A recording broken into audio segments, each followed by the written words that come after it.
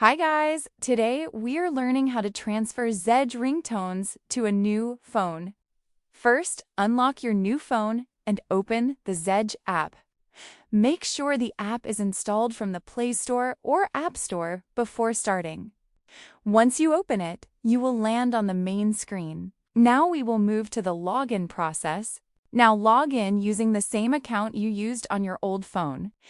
This is very important because Zedge syncs everything with your account.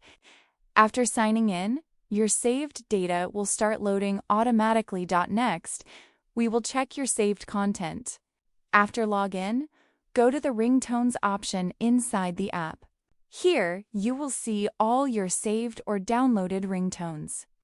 If your account is the same, everything will already appear here. Now, you can select any ringtone you want. Now scroll and check your saved ringtones list carefully. All previously downloaded tones from your old phone should appear here. If something is missing, just refresh or wait for sync to complete. You can also re-download any ringtone instantly. And that's how you can easily transfer Zedge ringtones to your new phone. If this video helped you, make sure to subscribe and comment below for more simple tutorials.